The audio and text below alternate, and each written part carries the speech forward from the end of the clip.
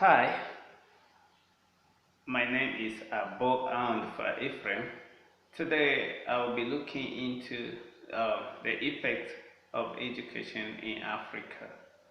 You see, the education and the schools in in Africa have changed a lot over time, I can say. Ever since it was first introduced to Africa, um, you can you can say that a lot has changed. I have seen where we were before and where we are now. So it's, it is acceptable to say that the, the level of studies and the educational system generally have changed.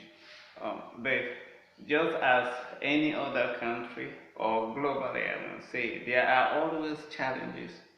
There are always challenges.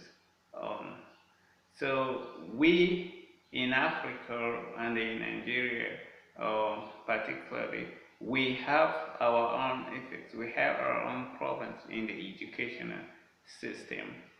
You see, during maybe pre-colonial Africa was mostly made up of tribes.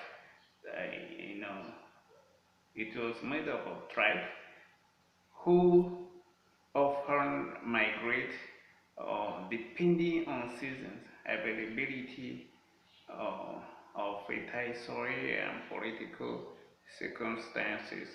Therefore, in fact, some things were not really organized. But today, education has gone in another dimension. Today, we we have adopted technology.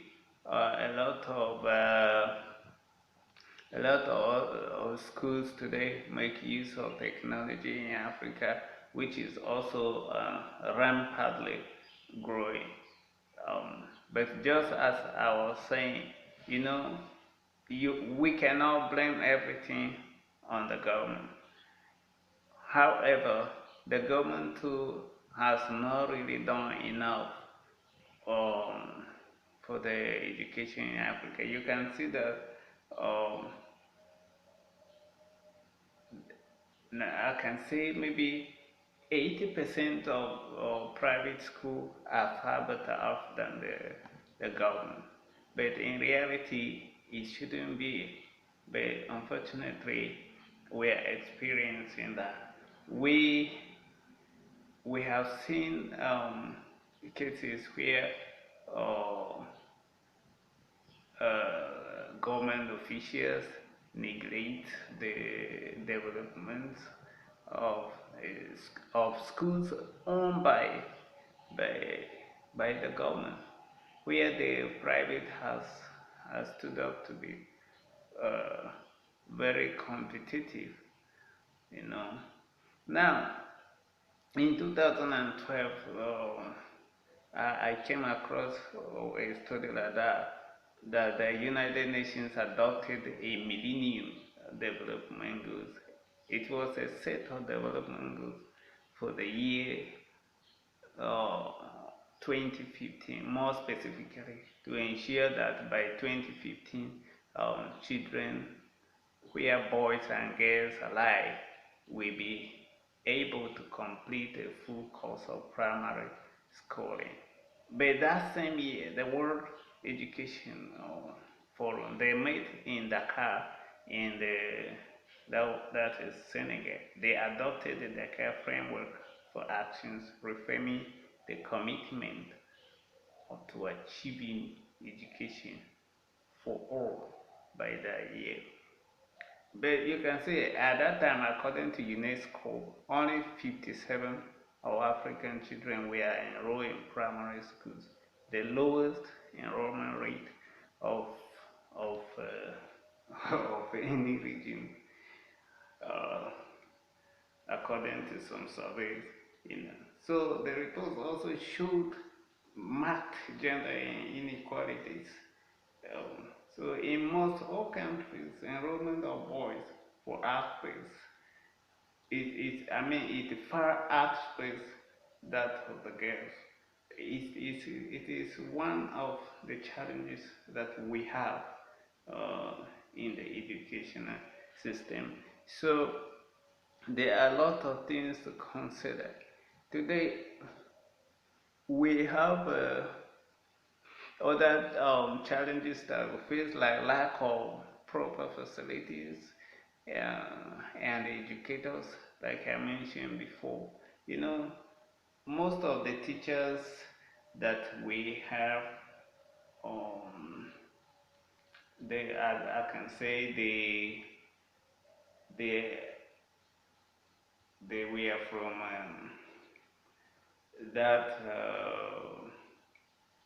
that ordained understand way of training. But they are trying to upgrade themselves. Today, that the level of education has changed, that technology has become so powerful, it is becoming um, uneasy for some educators to deliver due to lack of technology, you know. So in some cases, the educators, they have to be trained to be used to all these modern facilities, and in other cases, you have the educators that are well qualified to use um, those technologies, but then the technologies are not available.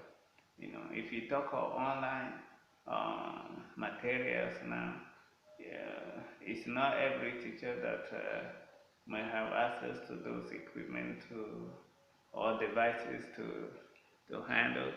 Then lack of knowledge is also part of them.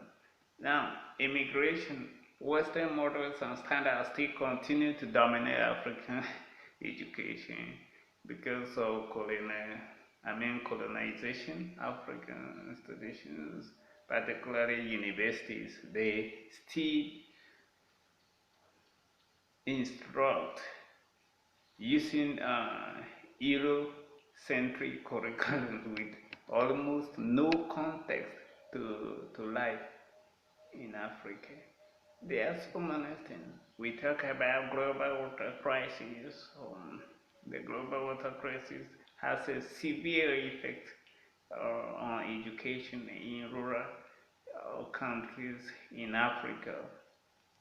You know, limited access to education and health issues can be further compounded by inadequate water systems or disease that may follow.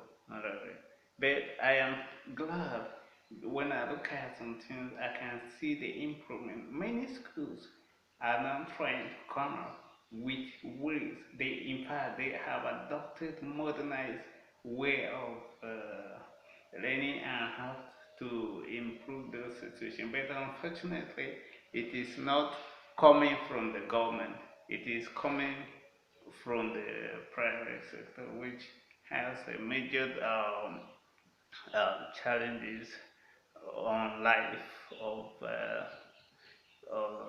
all the students who don't have privilege to enjoy those access. And now, there are